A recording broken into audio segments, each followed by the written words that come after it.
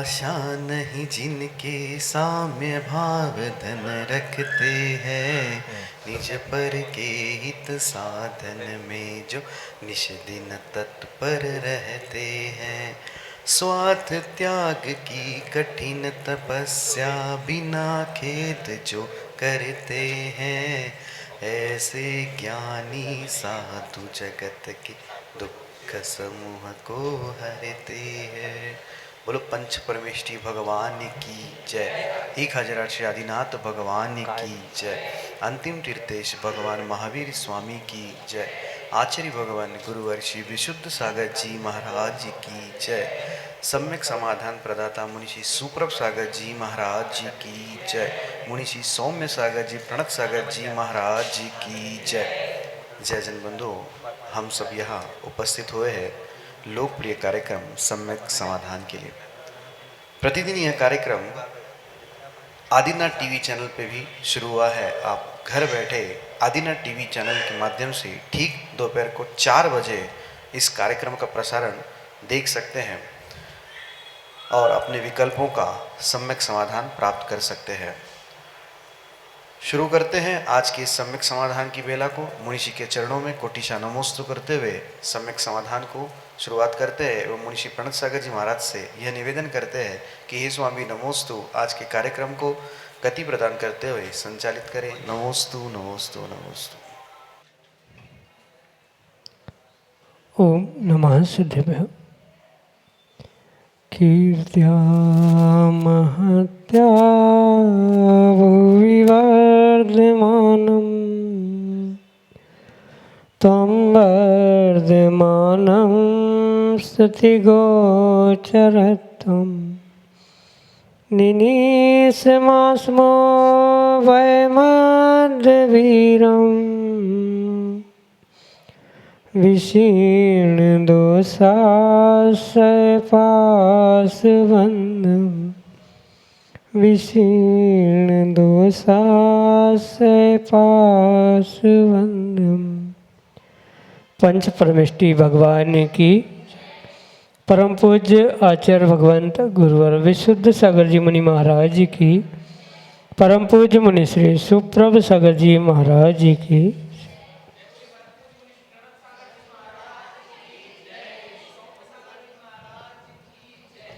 समीचीन विकल्पों का सम्यक समाधान। वह अलौकिक जिनागम की विधा जिसके माध्यम से हम सभी प्रतिदिन अपने अनेकानेक समीचीन विकल्पों का सम्यक समाधान प्राप्त करके और अपने मन को निर्विकल्पता की ओर ले जाने का पुरुषार्थ कर रहे हैं, क्योंकि निर्विकल्पता ही वास्तविक सुख है और ऐसे उस आत्म सुख की प्राप्ति का वह एकमात्र कार्यकारी उपाय समीचीन विकल्पों का सम्यक समाधान। प्रारंभ करते हैं आज का सम्यक समाधान। और आज के पहले विकल्प के लिए सारंगपुर मध्य प्रदेश से डॉक्टर मगन जैन, श्रीमती चंदा जैन परम पूज्य मनीषी के श्री चरणों में बारंबार नमोस्तु निवेदित करते हुए अपना समीचीन विकल्प रख रहे हैं कि महाराज जी, वेद वैषम्य किसे कहते हैं, तीनों वेदों में यह किस प्रकार घटित होता है एवं चारों गतियों में इसका क्या प्रभाव देखा जाता है। हमारे समीचीन विकल्प का सम्यक समाधान करने की अनुकंपा करें। नमोस्तु महाराज जी, नमोस्तु। ओम नमः सिद्धम। परम पूज्य आचार्य भगवान गुरुवर विशुद्ध सागर जी महाराज की, परम पूज्य मुनि श्री सुप्रभ सागर जी महाराज जी की। आगम में 2 प्रकार के वेद का व्याख्यान है, एक द्रव्य वेद और एक भाव वेद।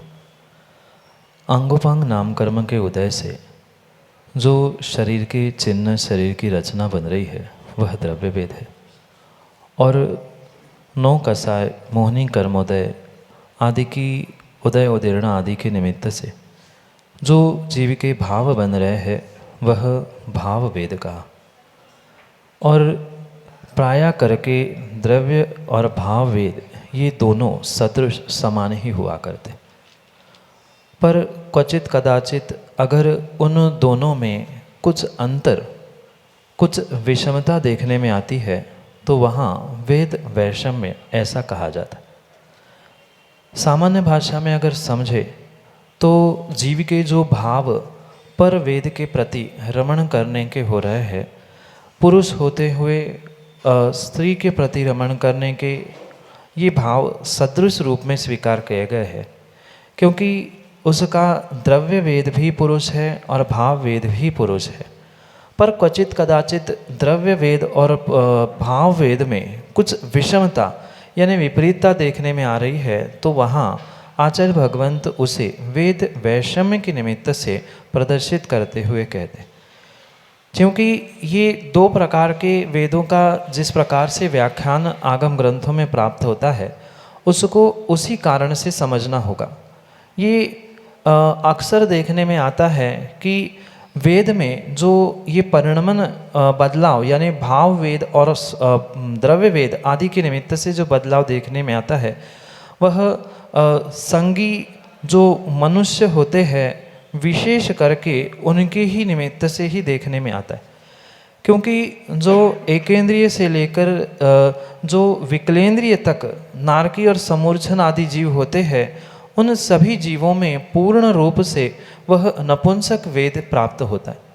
अन्य जो भी भोग भूमि वाले जीव होते हैं, देव होते हैं, उन असंख्यात वर्ष आयु वाले और भोग भूमि के प्रतिभागी जो जीव होते हैं, मतलब जो भरत ऐरावत क्षेत्र के भोग भूमि या जीव होते हैं काल के निमित्त से, तो उनके निमित्त से भी वहाँ ये समझना होगा कि वे म्लेच्छ खंड में भी क्यों न जन्मे वाले अन्य जीव क्यों न हो, वहाँ पुरुष और स्त्री ये दो ही वेद होते हैं, नपुंसक वेद वहाँ नहीं होता। पर जो अन्य संगी और असंगी पंचेंद्रिय तिर्यंच मनुष्य होते हैं, उनमें स्त्री पुरुष नपुंसक ये तीनों वेद प्राप्त होते हैं और उनमें वेद विषमता हो सकती है, वेद वैषम्य हो सकता है। पर जो मैंने देव भोग भूमियाँ असंख्यात वर्ष वाले जीव जो भोग भूमि के निमित्त से आदि कहे गए, उनमें किसी भी प्रकार से वेद वैषम्य नहीं होता। सीधा सा वेद वैषम्य का मतलब इतना सा है, द्रव्य वेद और भाव वेद में अगर अंतर है तो वह वेद वैषम्य के रूप से स्वीकार किया गया। माना कि पुरुष द्रव्य वेदी के भाव भी पुरुष वेदी होने चाहिए थे, स्त्री के प्रति रमण के होने चाहिए थे, पर ऐसा ना होते हुए भी पुरुष वेदी पुरुष के साथ रमण करने के जो भाव रखता है, उसे आगम में वेद वैषम्य के रूप में स्वीकार किया। ये तो एक दृष्टांत है, चाहे वह पुरुष वेद, स्त्री वेद या नपुंसक वेद, किसी में भी द्रव्य और भाव रूप में जानना और समझना होगा। यही आपके लिए सम्यक समाधान। श्रीमती मीना जैन, विदिशा मध्य प्रदेश से, महाराज श्री के चरणों में बारंबार नमोस्तु निवेदित करते हुए अपना प्रश्न कर रहे हैं कि महाराज जी मंदिर में दिग्वंदना कर सकते हैं क्या, एवं महिलाओं को दिग्वंदना बैठ के करना चाहिए या खड़े होकर। हमारे समीचीन विकल्प का सम्यक समाधान करने की अनुकंपा करें। नमोस्तु महाराज जी, नमोस्तु। मंदिर में दिग्वंदना करने में किसी भी प्रकार से कोई दोष नहीं है, पर ये विवेक वहाँ पे रखने की आवश्यकता है। दिग्वंदना करते समय हम ये बोलते हैं कि पूर्व दिशा में विराजमान अरिहंत जी, सिद्ध जी, आचार्य, उपाध्याय, साधु आदि पंच परमेष्ठी को वहाँ नमस्कार किया जाता है। और उस दिग्वंदना को करते समय अगर हम भगवान की वेदी या जिनवाणी, गुरु आदि किसी की भी पीठ करते हुए अभिनय कर रहे हैं, तो वह हमारी दिग्वंदना करना उचित नहीं। इसलिए दिग्वंदना करने में तो दोष नहीं है, पर वहाँ बहुत अच्छे से विवेक ये रखना होगा कि हमारी दिग्वंदना करते समय किसी भी प्रकार से किसी देवशास्त्र गुरु की अभिनय ना हो, उनको हमारी पीठ ना दिखे। इस प्रकार से अगर दिग्वंदना की जा रही है तो दोष नहीं। और भगवान के सामने बैठकर अगर हम कर ही रहे हैं तो चारों दिशाओं की जो दिग्वंदना है हम भगवान के सामने ही मुख करके कर ले तो भी दोष नहीं, क्योंकि साक्षात अरिहंत परमेष्ठी प्रतिमा के रूप में हमारे सामने विराजमान है। तो हम उनको ही देखकर भगवान को वहाँ संकल्पना करते हुए चारों दिशाओं में दिग्वंदना कर रहे हैं। चारों दिशाओं की दिग्वंदना को भगवान के सामने ही सन्मुख होके मुख करके ही कर रहे तो भी कोई दोष नहीं। पर किसी भी प्रकार से भगवान को देवशास्त्र गुरु को पीठ ना हो, उनका अभिनय ना हो, इतना विशेष ध्यान रखना होगा कि क्योंकि दिग्वंदना के माध्यम से हम पंच परमेष्ठी नवदेवता आदियों को ही स्मरण करते हुए उनको नमस्कार करते, तो उसका अभिनय उनका ना हो, इतना ध्यान रखते हुए हम मंदिर में भी दिग्वंदन कर सकते। साथ में ये भी ध्यान रखें, आगम में आचार्य भगवंतों ने महिलाओं के लिए कायोत्सर्ग आदि पूर्ण रूप से बैठकर ही करने की आज्ञा दी है। खड़े होकर कायोत्सर्ग महिलाओं को सामूहिक रूप से करने की किसी भी प्रकार से आज्ञा प्रदान ही नहीं की गई। इसलिए कायोत्सर्ग तो आप बैठ के ही करें, पर दिग्वंदना पुनः नमस्कार करने के बाद कायोत्सर्ग करके नमस्कार करके प्रतिज्ञा अगर हम खड़े होकर करें तो वह उत्कृष्ट बात होगी, क्योंकि दिग्वंदना खड़े होकर करने की भी आज्ञा दी है। इसलिए महिलाएं कायोत्सर्ग भले ही बैठ के करें, पर दिग्वंदना प्रतिज्ञा और सामान्य रूप से जो नमस्कार है वह खड़े होकर आवर्त सिरोन्नति आदि करे तो वह उत्कृष्ट बात है। फिर स्थान आदि आदि की व्यवस्था को देखते हुए अपने विवेक से उसका प्रयोग किया जाए, यही आपके लिए सम्यक समाधान। श्रीमती नीतू जैन, विदिशा, मध्य प्रदेश से अगले समीचीन विकल्प के लिए। नमोस्तु महाराज जी, नमोस्तु महाराज जी। हमारा यह प्रश्न है कि घर में चूहा, छिपकली इत्यादि कोई खत्म हो जाए तो सूतक पातक लगता है क्या? नमोस्तु महाराज जी। सूतक पातक घर में जो पालतू जानवर होते हैं उनके मृत्यु से लगता है। छिपकली, चूहा किसी भी प्रकार से पालतू जानवर की कोटि में नहीं आता। गाय, बकरी, घोड़ा, बैल आदि ये जो पालतू जानवर कहे गए हैं, ऐसे पालतू जानवर के निमित्त से अगर उनकी मृत्यु आदि हो रही है तो वहाँ पूर्ण रूप से आपको सूतक आदि लगने की संभावना है। पर छिपकली, चूहा आदि ये जितने भी छोटे छोटे तिर्यंच है, उनके मरने से अगर सूतक लगती तो शायद जिंदगी भर किसी घर में शुद्धि ही नहीं होती, क्योंकि कोई ना कोई चींटी, मकोड़ा, मकड़ी, छिपकली आदि कोई ना कोई जीवों का कहीं ना कहीं घात होगा ही, और घात होगा तो कहीं ना कहीं अशुद्धि, और फिर सूतक लगेगा तो कभी शुद्धि नहीं हो सकती। इसलिए मात्र जितने जो विशेष रूप से पालतू जानवर कहे जाते हैं, घोड़ा, बैल आदि आदि, उनकी अगर मृत्यु हुई है तो उनकी व्यवस्था सूतक पातक की भिन्न है। अन्य किसी भी सामान्य तिर्यंचों के निमित्त से घर वालों को सूतक नहीं लगती। स्वामी जो होता है उस स्वामित्व के निमित्त से ही सूतक पातक लगती है। जहाँ स्वामित्व नहीं वहाँ सूतक पातक नहीं। यही आपके लिए सम्यक समाधान। संदेश जैन, छतरपुर, मध्य प्रदेश से अगले समीचीन विकल्प। नमोस्तु गुरुदेव। गुरुदेव, मेरा यह प्रश्न है कि चित्त से चारित्र्य की विशुद्धि कैसे बनाएं? नमोस्तु गुरुदेव। जीव जैसा और जिस प्रकार का चित्र अपने आँखों से प्रति समय देखता है, कहीं ना कहीं उसके चित्त में भी वैसी ही प्रतिकृति, वैसा ही चित्र उतर जाता है। और चारित्र उसी का नाम है जो चित्त से किया जाता है। और ये स्वाभाविक सी बात समझनी होगी, जो जो हमारे चित्त में आएगा वही हमारे क्रियाओं में आएगा। चित्र में जो हमने किसी व्यक्ति को, किसी इंसान को देखा है, तो उसके चित्र के निमित्त से हमारा चित्त भी चलायमान होता है। और अगर वह विषय कषायों को प्रेरणा देने वाला निमित्त है वह चित्र, तो हमारा चित्त भी बिल्कुल वैसे ही विषय कषायों में जाता है।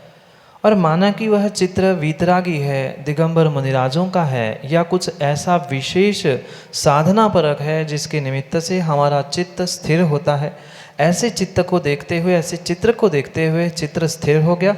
और चित्त का स्थिर हो जाना ही एक प्रकार का चारित्र है।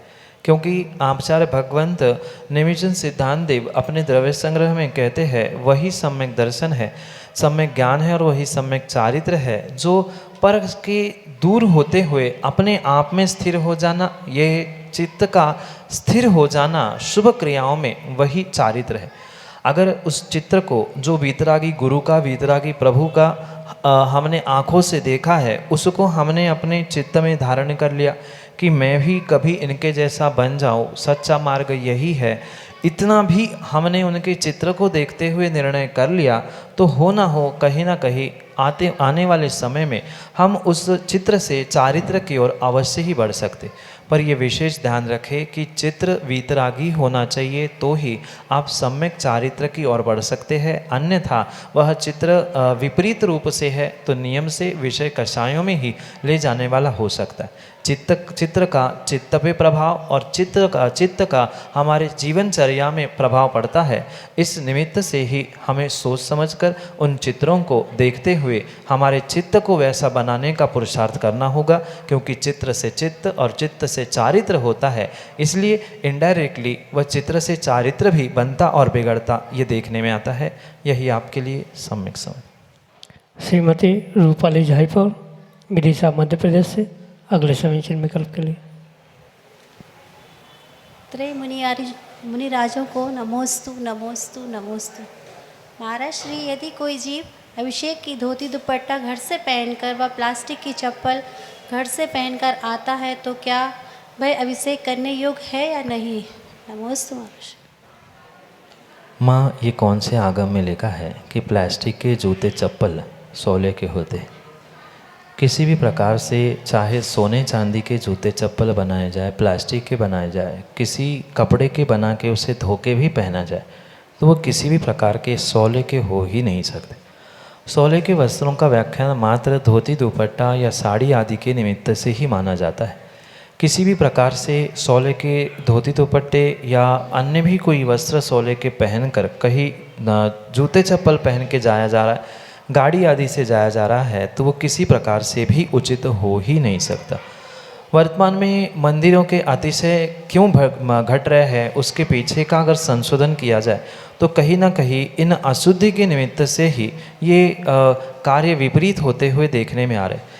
आगम के परिप्रेक्ष्य में ये स्पष्ट रूप से समझा जाए कि किसी भी प्रकार से घर से निकलते हुए जो सोले के वस्त्र पहनकर निकल रहा है उसे प्लास्टिक की हो या अन्य किसी भी प्रकार की चप्पल पहनकर नहीं जाना चाहिए, क्योंकि जूते चप्पल पहनने से या गाड़ी आदि से जाने से इरियापथ का गमन नहीं होता, यानी कि भूमि को देखे बिना ही जीव बहुत प्रमादपूर्वक चलता है और प्रमादपूर्वक चलने से जीवों की हिंसा होना स्वाभाविक है। जीव मरे अथवा ना मरे वहाँ हिंसा है और हिंसा होने के निमित्त से पूर्ण रूप से वह वस्त्र भी अशुद्ध हो गए, भाव भी अशुद्ध हो गए, इसलिए वह अभिषेक करने की पात्रता उस जीव के पास नहीं है जो सोले के वस्त्र पहनकर, जूते चप्पल पहनकर, चाहे प्लास्टिक के हो या अन्य कोई भी हो, वह पहन कर जा रहा है तो किसी प्रकार से वह अभिषेक और मुनिराजों को दान देने की पात्रता नहीं रखता, वह अशुद्ध ही कहलाएगा। यही आपके लिए सम्यक समझ। रोहित पाटोदी, छिंदवाड़ा मध्य प्रदेश से अगले समीचीन विकल्प के लिए। मेरे दो मुनिराजों के चरणों में बारंबार नमोस्तु। हे मुनिराज, मेरा यह जिज्ञासा है, पंचम काल में मोक्ष तो नहीं होता, फिर धर्म अभी क्यों करें?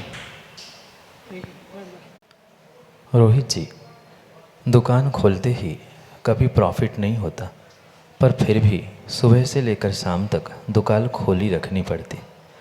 ग्राहक जब आएगा तब कुछ समय बाद जो हमने पहले इन्वेस्ट किया होता है, कुछ समय बाद, कुछ दिनों बाद वह हमारे लिए प्रॉफिट के रूप में फलीभूत होता है।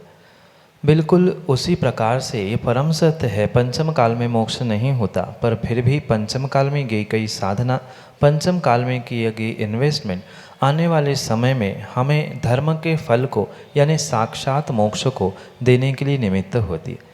जैसे एक किसान भी बीज बोता है, आज बीज बोने पर तुरंत दूसरे दिन उसे उस पेड़ से, उस बीज से फल नहीं मिलते, कई महीने कई वर्ष उसको व्यतीत करने पड़ते हैं, तब जाके उस बीज से अंकुर, अंकुर से पौधा, पौधा से पेड़, पेड़ से वृक्ष और वृक्ष से फल, ये जैसा सिलसिला उस बीज से वृक्ष तक का फल करता है, बिल्कुल ऐसा ही वर्तमान में पंचम काल में भी धर्म के परिप्रेक्ष्य में हमें समझना होगा। आज जो हम धर्म कर रहे हैं, ये धर्म के ऐसे संस्कार, ऐसी इन्वेस्टमेंट, ऐसा बीज का आरोपण है जिसके माध्यम से जैसे समय पे बरसात होने पे, समय पे पानी गिरने से, समय पे खाद, समय पे धूप आदि सब कुछ मिलने पे फसल उगते हुए पौधा, पेड़, वृक्ष और फल बनता है, बिल्कुल इसी प्रकार से आज जो धर्म का बीज अंकुरित किया जा रहा है, धर्म की जो इन्वेस्टमेंट की जा रही है, कहीं ना कहीं वही फलीभूत होते हुए वह आने वाले काल में, विशेष करके चौथे काल में भी फलित हो सकती है। अन्यथा वर्तमान में हमने किया हुआ धर्म विदेह आदि क्षेत्रों में भी हमारे लिए फलीभूत होते हुए वहाँ जाकर भी हम मोक्ष प्राप्त कर सकते हैं। इसलिए पंचम काल में भी भले ही साक्षात फल मोक्ष का, धर्म का फल मोक्ष रूपी नहीं मिल रहा, पर फिर भी हमें पंचम काल में भी धर्म की साधना करनी होगी। आज के संस्कार ही कल काम आएंगे, कल के संस्कार ही आगे काम आएंगे। धर्म से जो हम पुण्यानुबंधी पुण्य प्राप्त कर रहे हैं, वही पुण्यानुबंधी पुण्य आने वाले समय में हमें पुण्य के फल में मोक्ष को समय आने पर ही देंगे, क्योंकि समय पर किया गया काम ही समय को दिलाता है। यही आपके लिए सम्यक समझ। श्रीमती जूली जैन, विदिशा, मध्य प्रदेश से अगले समीचीन विकल्प के लिए। नमोस्तु महर्षि। महर्षि, तीर्थंकर भगवान का जब विहार होता है तो पृथ्वी से ऊपर चलते हैं, मगर उनके साथ जो भी जीव विहार करते हैं या जो भी, तो वो कैसे विहार करते हैं, उनके साथ कैसे चलते हैं, कृपया समाधान कीजिए। नमोस्तु महर्षि। तीर्थंकर भगवान विहार करते समय कभी भी भूमि पे पग नहीं रखते। ये जितना परम सत्य है, उतना ही इस बात को समझना होगा कि वह विहार करते हुए कोई बहुत ऊंचे आसमान में नहीं उड़ते, अपितु भूमि से कुछ अंगुल ऊपर ही वह चलते। लगभग 4 अंगुल ऊपर ऐसा प्रमाण प्राप्त होता है। भूमि से 4-5 अंगुल ऊपर ही वह गमन करते हैं, भूमि को स्पर्श नहीं करते। पर स्पर्श नहीं करते इसका मतलब ये नहीं है कि बहुत ऊंचे यानी 50-25 फीट ऊपर, हज़ारों किलोमीटर ऊपर नहीं चलते। केवल ज्ञान प्रकट होने पर समोशरण तो ऊंचाई पे लगता है, वे ऊंचाई को प्राप्त करते हैं, 5000 धनुष ऊपर जाती है, परम सत्य है। पर विहार करते समय वे जमीन के पास आते हैं, जमीन पे भले ही पग नहीं रखते, पर जमीन के पास से ही चलते हैं। इसलिए उनके साथ अन्य विहार करने वाले जितने भी जीव होते हैं, वे भी उनके साथ चलते हैं। अंतर इतना होता है, वे ज़मीन पे पैर रख के चलते हैं। जो श्रावक अन्य विहार कर रहे, अन्य जीव चल रहे हैं, वे ज़मीन पर पैर रख के चलते हैं और वे ज़मीन से थोड़ा सा ही ऊपर यानी कुछ अंगुल का अंतर फासला छोड़ते हुए ही वह अधर में गमन करते हैं। ऐसा उनका विहार होता है, ये उनका अतिशय है। इसलिए ये विकल्प ना हो कि दोनों का विहार कैसा होता है। जीव रास्ते पर, रोड पर पैर रख के चलते हैं, वे उससे अधर चलते हैं। यही आपके लिए सम्यक समझ। अक्षत जैन, विदिशा, मध्य प्रदेश से अगले समीचीन विकल्प। नमोस्तु महाराज जी। महाराज जी, मेरा प्रश्न ये है कि अगर महाराज जी के आहार चल रहे हैं और हम पीछे या बाहर जाकर महाराज जी की अनुमति से कुछ खा ले लें तो पाप लगेगा क्या? नहीं। नमोस्तु महाराज। आगम का विधान तो यही है, जब मुनिराजों के आहार चलते हैं उस समय भी जिनके पास बुद्धि, ज्ञान और विवेक है, उनको किसी भी प्रकार से कोई भोजन, आहार या कोई खाद्य सामग्री मुख में नहीं रखनी चाहिए। हाँ, कुछ जीवों की अगर बहुत विषमता है, कुछ बहुत वृद्ध है, कुछ अति पालक है, तो उनके लिए तो आगम में फिर भी छूट है। पर जिनके पास विवेक है, वो समझदार है कि उनको भोजन आहार के पहले कुछ ऐसा सेवन करना चाहिए, ऐसा कुछ खाना चाहिए जिससे उन्हें आहार कराते कराते, आहार देते देते चक्कर ना आ जाए, परेशानी ना हो जाए। बहुत अच्छी बात तो यही है कि भोजन के बाद मतलब मुनिराज के आहार के उपरांत ही पूर्ण रूप से आपको भोजन आदि करना चाहिए, क्योंकि ये स्पष्ट आचार्यों ने लिखा है कि पहले निर्ग्रंथों के निर्विघ्न आहार कराए जाए, उनको कुछ आहार दान किया जाए, उसके बाद ही श्रावक को अपना मुख झूठा करना चाहिए, भोजन करना चाहिए। अगर किसी कारणों से विषमता है, स्वास्थ्य अनुकूल नहीं है, तो श्रावक पहले कुछ खा पी कर मुनिराजों को आहार कुल्ला आदि करके दे दे, पर भक्ष अभक्ष आदि का विवेक रखे, ये श्रेष्ठतम काम उसको करना चाहिए। अन्यथा कहीं ना कहीं आपको भी दोष लगेगा और आपकी उस ऐसी क्रिया से निर्ग्रंथ मुनिराजों को भी दोष लगेगा। उस समय पे कायदा तो यही था कि आपको अनुमति भी नहीं मांगनी चाहिए थी, पर मुनिराजों ने अनुमति दी है तो ये आपका विवेक है, कम से कम इतनी मर्यादा का तो पालन करें कि उसी घर में उसी स्थान में उनके पीछे ही खड़े होकर हम खाने पीने शुरू ना करें। कम से कम वह स्थान वह घर उतना जो कि पवित्र है उसे अपवित्र करने का उतने समय तक प्रयास ना करें। बहुत अच्छी बात यही है कि हम अपनी भूख प्यास आदि को साधने का प्रयास करें। नहीं सध रही है तो स्थान छोड़ दे, वह आहार देने के लालच में हम दोष ना करें। यही आपके लिए सम्यक समाधान। जय जन बंधु, हम सभी लाभ ले रहे थे लोकप्रिय कार्यक्रम सम्यक समाधान का। प्रतिदिन ये कार्यक्रम 5:13 पे YouTube चैनल सुप्रभात के माध्यम से प्रसारित होता है एवं ठीक शाम को 4 बजे आदिनाथ टीवी चैनल के माध्यम से भी यह कार्यक्रम का प्रसारण होता है। आप सभी लोग घर बैठे YouTube चैनल और आदिनाथ टीवी चैनल के माध्यम से सम्यक समाधान इस कार्यक्रम का लाभ ले सकते हैं।